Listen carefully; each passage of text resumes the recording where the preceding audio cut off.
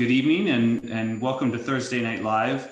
My name is Brennan Barnard. I am the Director of College Counseling at the Derryfield School in Manchester, New Hampshire, and I'm also the College Admission Program Advisor for Making Caring Common at the Harvard Graduate School of Education. And we have a wonderful group of panelists here with us tonight. And I'm just going to take a minute to introduce them. First, I want to thank Grown and Flown for collaborating with us on this, and we'll be streaming live on their Facebook page. And I know these are kind of uncertain times, and we might have lost some registrants to maybe a press conference or two going on, but. We're so glad you're here with us. And so I will introduce our guests, and I'm going to begin with Nikki Chun. Nikki is the Director of Undergraduate Admissions at Caltech, and she arrived at Caltech in September of 2015 after working in admissions at Rice University and her alma mater, the University of Miami in Coral Gables, Florida. She is originally from Honolulu, Hawaii, and identifies as a first-generation student who is of part Native Hawaiian and part Chinese heritage. She is currently pursuing her PhD in higher education leadership with Colorado State University. Welcome, Nikki. Next, we have Pelema Ellis, who is the Vice Provost of Enrollment Management at the University of New Hampshire, right here in our Granite State. He came to UNH from Great Bay Community College, where he served as the president. Before that, Pelema was the vice provost for enrollment and strategic development at the University of Missouri. And Pelema also worked at Bryn Mawr College and the University of Nebraska, Omaha. He received his MBA from MIT and his doctorate from the University of Michigan. So welcome. And then finally, we have Karen Richardson, who became the Dean of Admission at Princeton University on July 1st, 2019. And previously, Richardson was the Dean of Admissions and Enrollment Management at Tufts University, where she had held the positions of Director of Graduate Admission and Director of Diversity Recruitment prior to being appointed Dean in July of 2016. Richardson's career in education is also focused on K-12 public school administration. She served as the Deputy Superintendent of Boston Public Schools, where she led the Office of Family and Community Engagement. And prior to that, she was a program director with BPS, Office of Teaching and Learning, and director of the Exam School Initiative. Richardson holds a master's in education from the Harvard Graduate School of Education. And it's wonderful to have you here with us this evening as well. So thank you all for being here. Why don't we start? We'll just go alphabetically. We'll start with you, Nikki. Like I said, we are living in, I don't know about you, but the word unprecedented is starting to ring in my ears every time it's said, but we are living in some uncertain times. And so I'd love for you to just introduce your school and just kind of the culture of your school, and then tell us one thing that is with precedent, is not unprecedented. Is with what is has precedent in college admission? What is one truth as you see it? So I'll start with you, Nikki. Yeah, thank you so much for inviting me to be a part of this. It's great to share a space with incredible colleagues. So Caltech is a STEM research-focused school in Pasadena, California, and we occupy the ancestral homelands of the Tongva people. I tell students that this is a really terrific place for students that are looking to answer and research, be a part of a lot of the foundational science questions that there are out there, not only to answer the questions, but ask the questions themselves. I think that something that we could always rely on with college admission is that it is an ever-evolving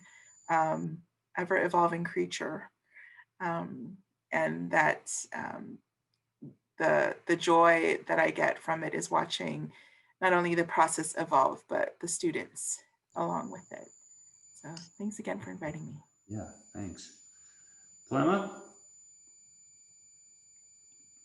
Hi, yes, good evening. Thank you for having me. I'll just be brief. University of New Hampshire is a public land-grant institution in the beautiful small setting of Durham, New Hampshire. We are roughly around 15,000 students, give or take, depending on the year. We are an R1 research university in the America East Conference. Some of our conference mates would be the University of Vermont, SUNY Binghamton, et cetera. We are, one of the things that we're most proud of is our community. We're working on conveying that in a special way. We have a very connected community, and we're just the right size with a 17-to-1 student faculty ratio, where you can still have a large environment, but still have an intimate setting and for your educational pathway forward. One truth that for me I've been trying to focus on in these crazy times is the real success of a college process is college completion. And in the end, that's what we're all hoping for our students, regardless of the level of selectivity. And so that learning environment is important for us. And so hopefully we can all remember how important the learning process is and college completion is, no matter where you go. So. Thank you. Karen. Hi, everyone. Thanks so much for having me. It's great to be here, as Nikki said, with great colleagues. Princeton is located in the great state of New Jersey, and I have to say that because I grew up in New Jersey, so I do think it's a great state. We are a sort of medium-sized with about 5,300 undergraduates and 3,000 graduate students. We're a research university that still has that feel of a liberal arts college and a real focus on the undergrad. So when you see that ratio of undergraduates, just over 5,000 and just about 3,000 graduate students, and most of those graduate students are in PhD programs. So our focus really is on the undergraduates who are here, and that's why our faculty is here, because they enjoy working with the undergrads. We also have a real focus on independent work. Every Princeton senior completes a senior thesis, which is a little bit different than some schools, but it allows students to really start to produce knowledge. They move from being consumers of knowledge to really being producers of knowledge as they work on independent research with faculty members who are experts in their field. And then I would say that we also try to focus on community as well. So 96% of our undergrads do live on campus. And in the first 2 years, they live in residential colleges of about 200 first year and sophomore students, so that there is that opportunity to build a smaller community as they become Princeton students and move further in their college careers. The thing that I think is true for me, that I've been thinking about a lot over the past several days, is that as we go to build a class, it really is about building a class and finding ways to include applicants and students in that intentional community that we're trying to build. It's not about, trying to find reasons to not include students. It really is about building that class and finding ways that students will really contribute both to the academic and the social fabric that is a dynamic campus. And pardon me, I haven't slept much in the last couple of days. I think I may have said 15,000 students. I meant 12,000 students at the University of New Hampshire. Your residential life office was just getting pretty nervous. Are you all still hearing any kind of ringing noise? I know some people are having some issues. Strange. Not as loud, but a little bit. Okay. Well, so we are going to open it up. Hopefully people can, I will mute as often as possible to minimize that. Hopefully people can put some questions in the chat, and they already have. One thing I wanted to start with is just a question that a bunch of people have had about testing. And I know you all kind of have different testing policies. Maybe you could just talk about kind of the role of testing in your process this year. Nikki, I know you all have gone test blind. Maybe you could talk a little bit about that. Pelema, and I know you had gone test optional already. And Karen, you have just gone test optional for this year. So Nikki, do you want to start and talk a little bit about test blind? Sure. I think we were having conversations about the role of testing even in the months leading into COVID. So this is what really, the conversation has been on campus for several years. And it was the later part of last year that the conversation became active, so that by January, we announced that we were eliminating the subject test requirement, which had been a part of the process for a while.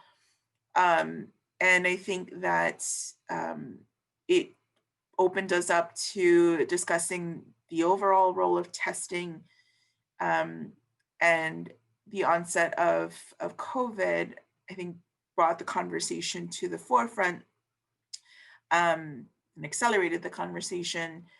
I think, quite honestly, it was hard for me to imagine a world where folks would really believe that Caltech was optional. Like, Caltech optional and testing could be in the same sentence. And so I think, with collaborating with our faculty, we decided to take the stance of a moratorium, and use these 2 years as a mechanism to gather more data about our students, critically look at the process, and I'm looking forward to what we're going to learn. So I think, I really commend my colleagues across schools that are also taking this examination of their process, of their institution, and taking the steps that will work best for them.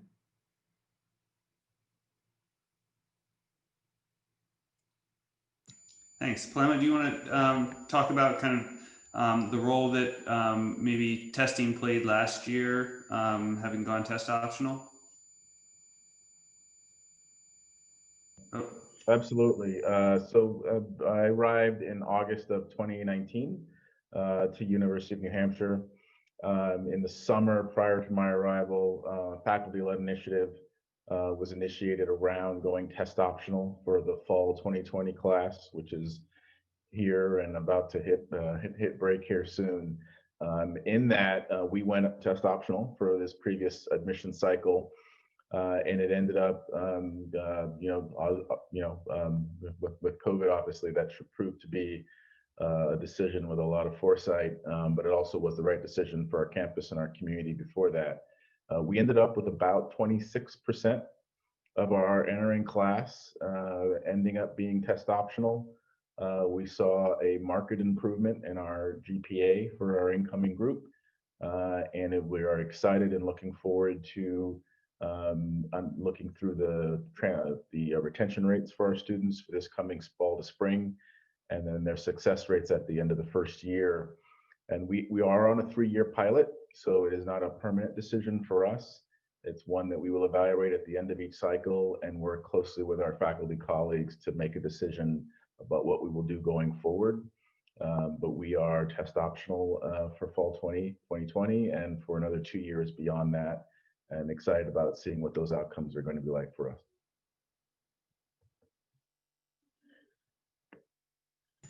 I think just to follow up on that really quickly, there's been a lot of, I think, skepticism about whether test optional really means test optional.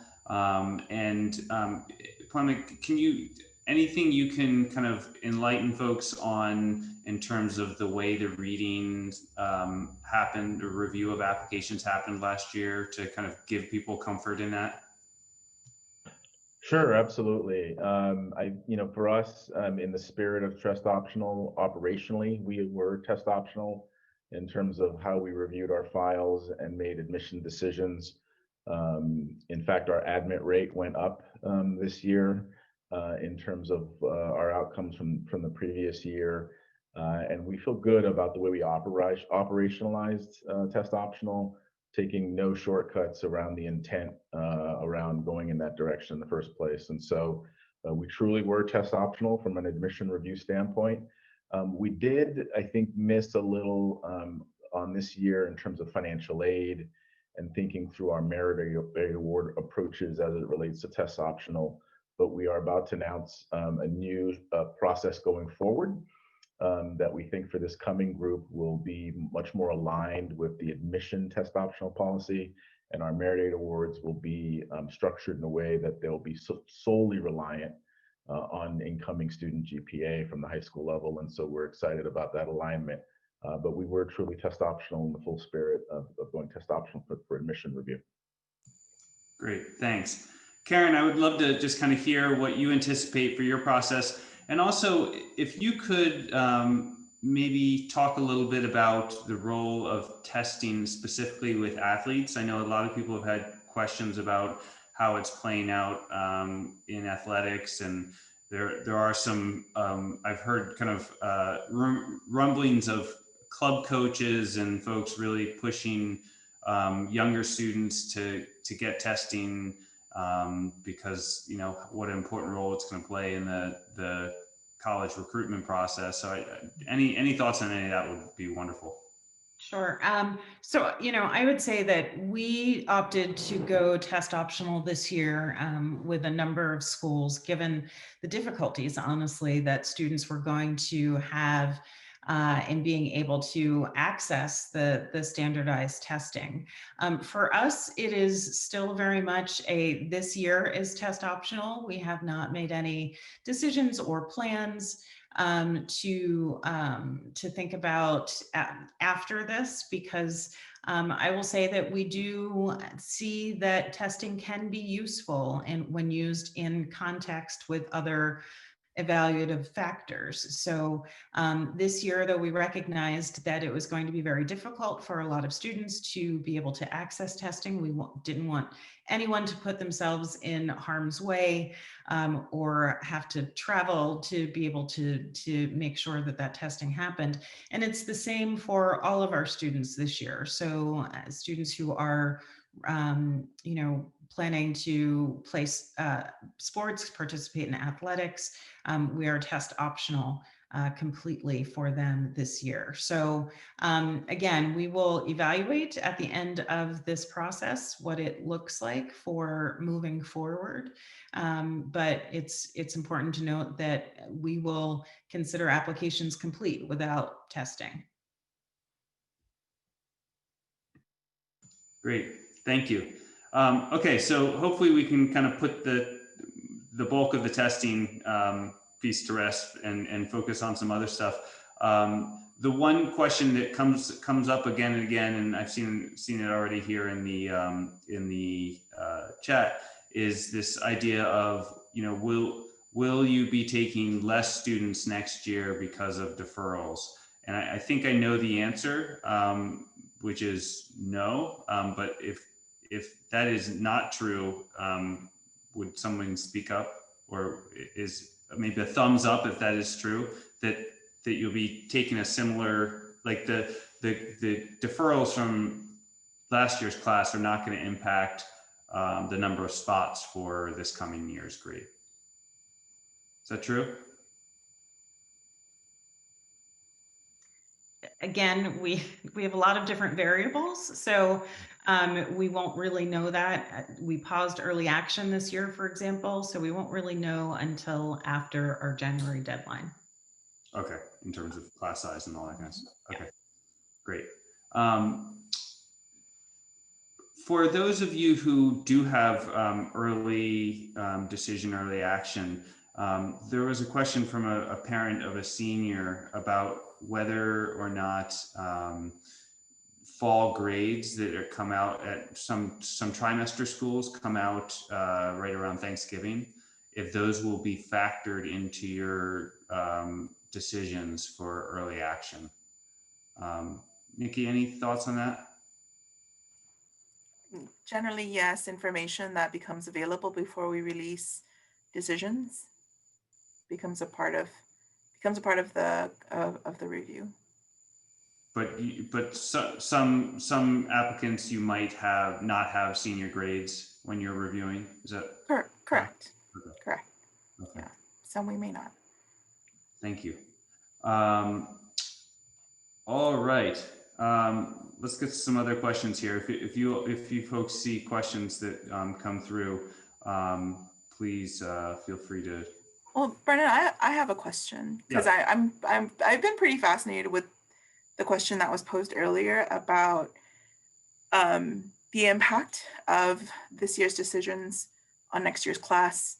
I think the very first time I was posed that question, I thought about the fact that this is a shared global experience, and that you know, there are so many unknowns, as I'd agree with Karen. I'm just curious as to how an answer to that question would materially support or assist families that are going through this process. I've just been very curious from like the other end of things. You know, I feel like for the schools that question is often posed to, oh no, any school. You know, if a school said yes, does that change the way that a student would approach the school, or would they apply? I don't know if that's just been my curiosity in response to that question. That's a really great point, right? Like, what's the end game there, right? I mean, what's the hope? How's that going to inform a search or students' decisions? I think it is partly just a kind of another anxiety about college admission, right? And how applicants will be looked at this year, and should, you know, I think some students and families think, you know, should I build a bigger list of schools because it's going to be harder to get into some schools, and you know, I'm not sure all those things necessarily follow each other, but you make a great point. No, I mean, I'm seeing as well, and I appreciate the response that folks are saying that, you know, it means that the number of spots are limited. I think that they've always been limited for every school. And I always want to be able to provide information that's going to be materially helpful. I've just been really fascinated by the question. I don't know if Pelema or Karen have any insights as well. I think in trying to answer, I want to be able to offer something more than I just don't feel like the answer is helpful. Yes, it's limited, but it's always been limited. Right. And I don't think it's deterred anybody on my end. Right. And the one way to not be admitted is to not apply, right? So that, I mean, that's the absolute one way not to be admitted. So I encourage students, even though we don't have a clear answer right now because of the variables that come along with it. If there is a school that you think you could be happy at, both academically and socially, try not to worry about the factors that you can't control. Do the best that you can, apply, and see what happens. So. It's interesting too. I see one of the responses is that from the family standpoint, they could wait a year to apply to college. I think it's really unfortunate if folks are letting that be a deciding factor as to the timing of an educational experience that your student wants to have, because there's no guarantees of what's going to happen next year either. So I don't know, Brennan, I guess that's why I kind of gave that blanket statement, which maybe I spoke a little too generally earlier, is because it is a question that we're hearing again and again and again, both on these webinars, and I hear from families and students I talk to. You know, what I've heard from the majority of admission officers is there's not going to be a huge change. And even if, and like you're saying, even if there is, that is something outside their control. And yes, they could wait a year, like you said, but I kind of had the same advice to seniors who are considering taking gap years, or last year's seniors who were considering taking gap years because of the pandemic. Kind of like, you know, how are you going to feel if in a year it still looks somewhat the same, right? How long do you put this off? And how long, or do you just dive in? So they're good questions to be asking. Another question I would love to hear kind of all of you address is, and again, this one, the answer is it depends, I know, but what makes a student stand out in your specific pool? So, I mean, you know, Nikki, you kind of have a unique, because you're a technical institute, you have kind of a little different kind of perspective, I think. And are there certain things that make a student, as you're reading an application, make one student who looks otherwise similar to another student stand out in the application review? I actually recognize I've taken up a little bit of space here, so I'm going to cede the floor to my colleagues No, I'd love to hear jump on in before I do. From all of you, but the reason I just, you know, I was saying because you're a technical school, but I don't, Pelema, do you want to start with that one? Sure. You know, it's going to sound a little cliche, but it's an authentic answer, and that is, I think, what stands out the most is when students and families present themselves in an authentic way, and they're genuine about your interests, and however routine they may look, or however unique and niche they may look. I think it's important to present yourself in a genuine and compelling way and be authentic about who you are as a student and your profile. We obviously look for your extracurricular activities. We look for the same list of things we're all looking for.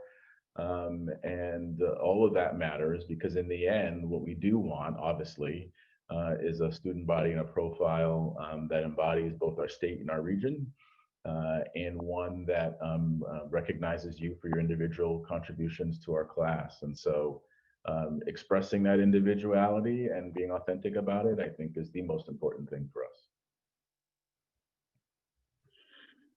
I would jump in there and just underscore that the authenticity that comes through in a student's application through their essays and through the recommendation letters of the people who know them is really important to us. I hope it's okay if I just jump on. There's a question that came up, I think, in the chat about our supplement, and we did change our supplemental questions this year at Princeton. One is about civic engagement. The other one is about engaging in difficult conversations respectfully. And yes, we changed those because we wanted to know more about how students thought about those two things, two values that are very important to us on our campus. And so I think no matter where a student is applying, I think what stands out is when they really take these questions, specifically and particularly if a college or a university asks supplemental questions that are very unique to the college and that experience that the student is going to have on that campus. I think what stands out is when students answer those authentically and not trying to give us what they think we want to hear or trying to be who they think we want them to be, but honestly being themselves. And us being able to understand who that person then would be, not just in the classroom, but also in the common room and on the field and in the choir and in any other activity, the social spaces that we have on our campus as well.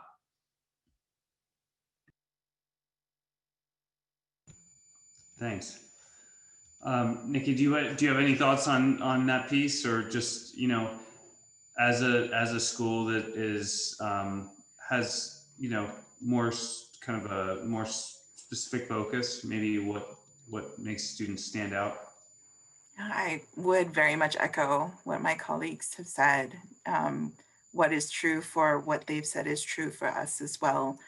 And I think it's, I hope that students understand that for us, interdisciplinary work is just as much at the core of this, and that it would be misleading to think that STEM always manifests in the same way. So what I find really wonderful about our committee and about the faculty on our committee is what to me resonates with a liberal arts environment as well. The faculty are interested in taking students who have a foundation and building on that. And that's just as true at Caltech. That's great. That's what I was kind of hoping you would get at it, because I think there is this misperception that to be competitive at Caltech or some of the other technical schools, that you have to have research and in technology and STEM fields, and so it's good to hear that. Yeah, I mean, I think that also goes to recognizing how privileged the field itself is. And so for us to expect that a student will have had some kind of specific experience leading into their college experience goes against a desire to be more inclusive. So I think it's wonderful to see the spectrum of how STEM lives through these students. So it's not always the things that people suspect. Thanks. And I will just add, I saw the question from Jack, from a student in the chat about kind of volunteer opportunities, and that there's a lack of volunteer opportunities, and will that be an important part of getting into your institutions? And I think I would just say to Jack, I think everyone has experienced restrictions and limitations on what they can do. I don't think volunteer and service is ever kind of a checkbox on a college on a college application. It is a good and wonderful thing to do and is important. And if it is something that's meaningful to you and again, like Pelema was saying, is authentic to what you value and who you are as a person, then you will prioritize that, and that will show through an application. But I don't think you should look at anything in that kind of I must do this to be a competitive applicant. So can I just add that context and in the work that we do is our best friend, right? So we all recognize that this year has been unlike any other, and that there have been limitations when it comes to activities that students can be involved in, that schools changed, honestly, in March, and they might not be back to where they were even this fall. So we are taking that into account as we are assessing different applications and recognizing that students just didn't necessarily have the same access that they might have had in the past. And we're not going to penalize you for that. That's great, thanks. I would love to, as a lot of seniors have actually submitted their applications to some schools, early decision, early action. We're starting to talk with some juniors about their college search, and I would love, knowing what we know now from last spring and this summer, I would love any advice that you all have for students kind of starting to dip their toe into this experience and to look at schools and search for schools, and maybe just some tips for how they can best do that, how they can best start to engage with college admission.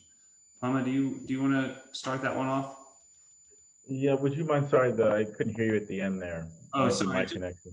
Yeah, just how students can kind of engage in the college admission experience and the search and begin to kind of figure out what they want and what they're looking for in a school and when they can't visit schools necessarily.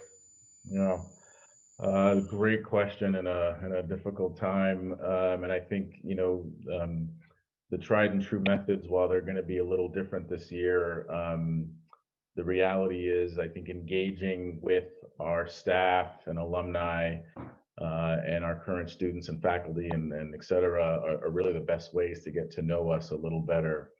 And so for us, that's really happening much like we're doing now in a virtual format, whether it be one-on-one or information sessions.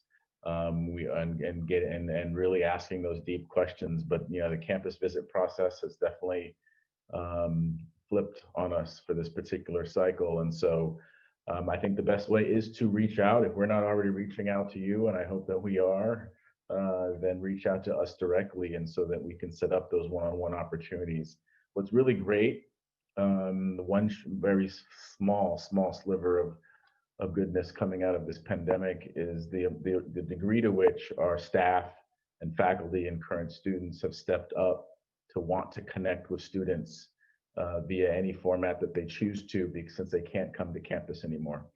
And so there's a lot of willingness to connect with our community, ask questions and engage in that way. And so really just reach out to our staff and inquire, and we will respond quickly and set up those opportunities for you.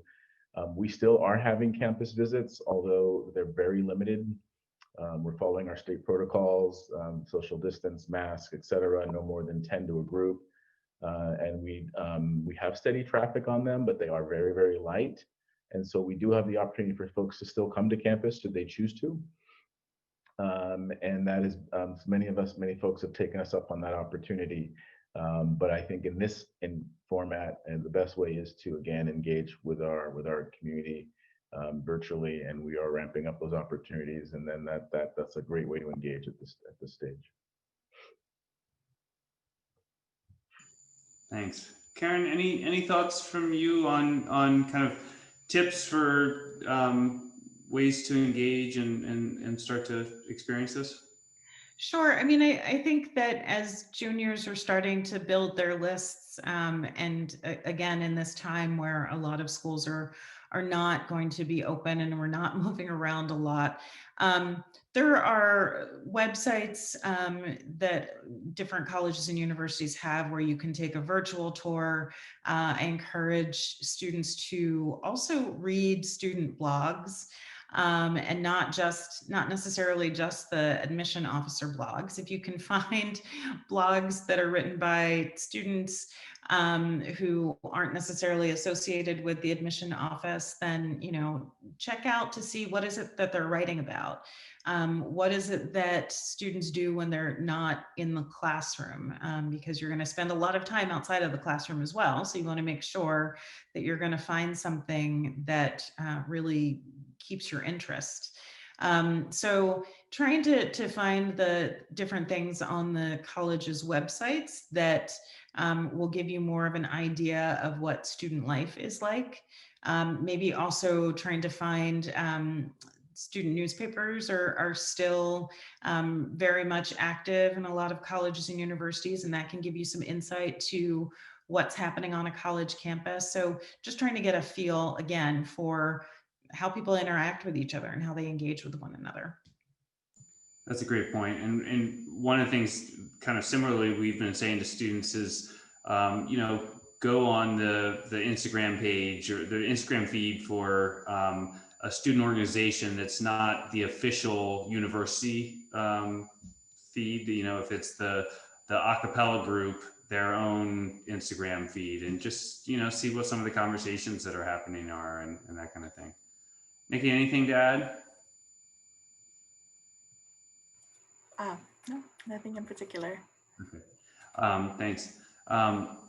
So I would love to return to a question that was up above about rigor in course program and how that's changed, if at all, given test optional. I don't know if anybody feels like they can address that, but my sense is that the rigor of a student's course program has always been important and continues to be important, and like Karen was saying, is read within the context of a high school and what they offer. Pelema, do you have any thoughts on that?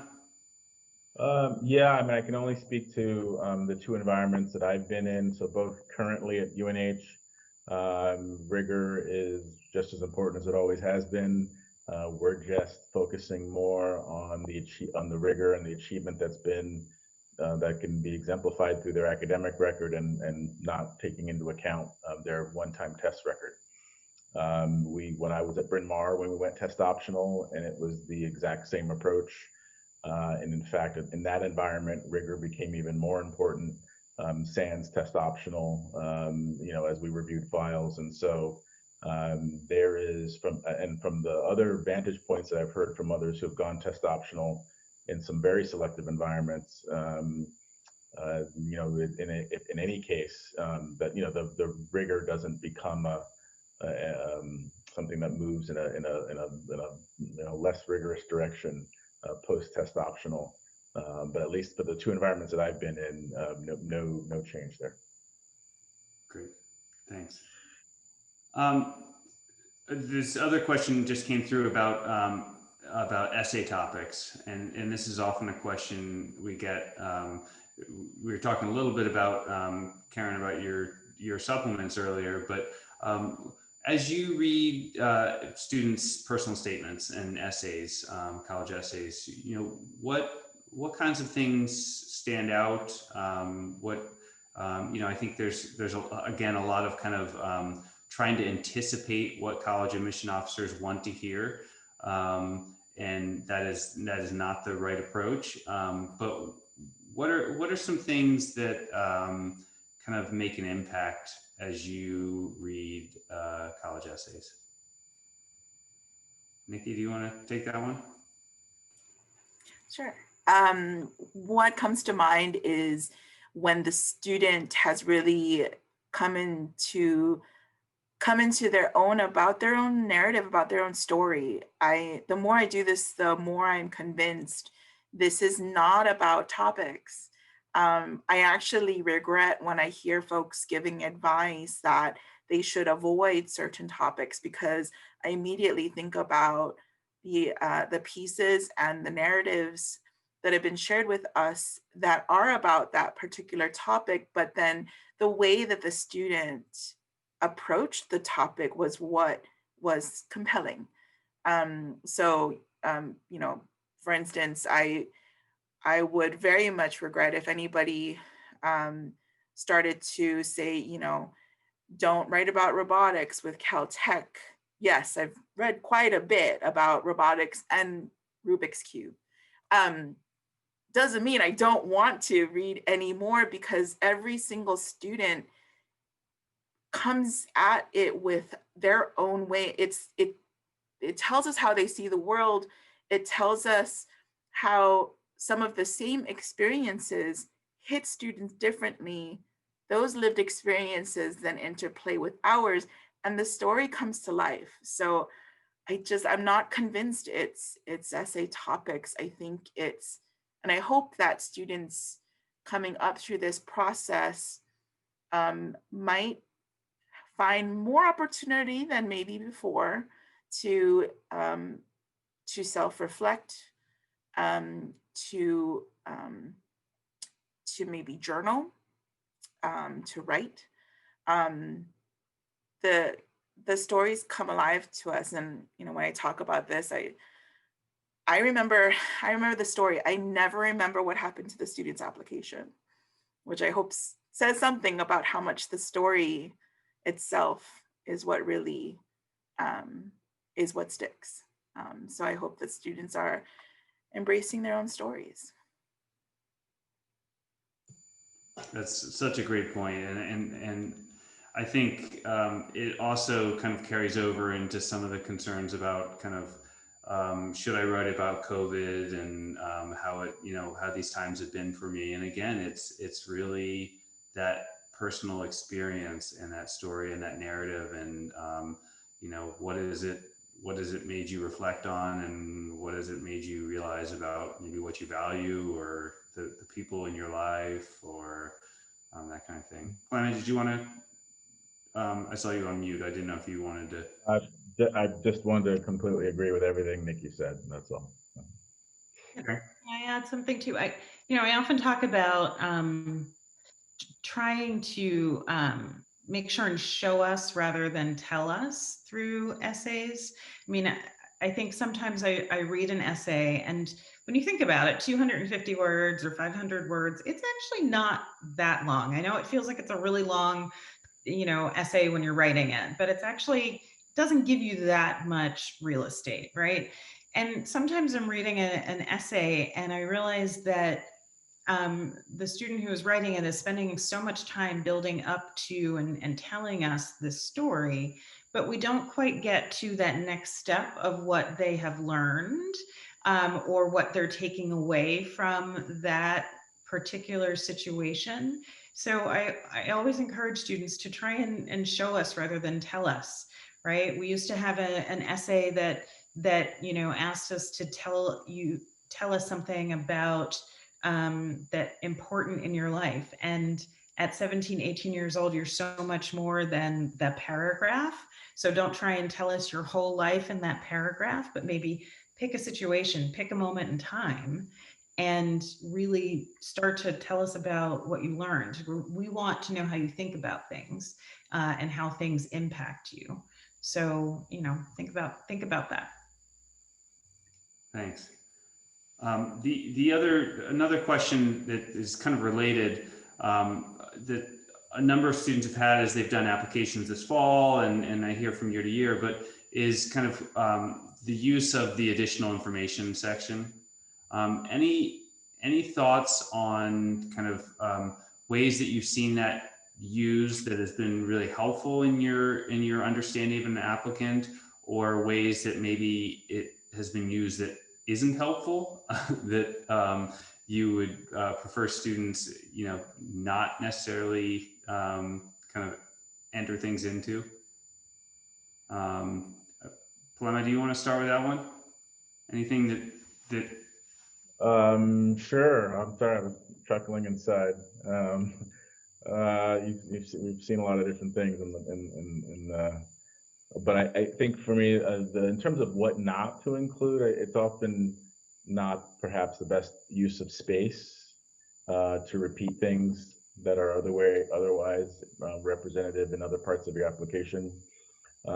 It's a great space to double down on additional content areas or reflections about things that you think continue to add context to your particular file and your particular application. We spend a wonderful amount of time reading through an application. And so the value add of using that space to add more texture to your file is very helpful. And so those are independent decisions individually about what to use and what to put in there. But I think anything that continues to build upon your profile that is not already articulated well in other spaces. And I've seen some creative use of that space, and it is helpful for us to have more information. Karen or Nikki, any do's or don'ts? I think a practical use of that space is to always think about, don't make the admission officer wonder about something on your application. So an example might be your great grades and all of a sudden there's one that's just sort of off one semester. And maybe it's because you were out sick for a few weeks, or you had a death in the family, or something that affected that time. So let us know about that. It's all about that context. I usually say it's not, I think you were just saying it's not as helpful to repeat things that are already, so, a resume in your additional, information is usually not as helpful to me because I see a lot of that information already listed through your extracurricular activities. But if there's something additional that you haven't had a chance to talk about in that extracurricular activity section of the application, then use the additional information for it. Great, thanks.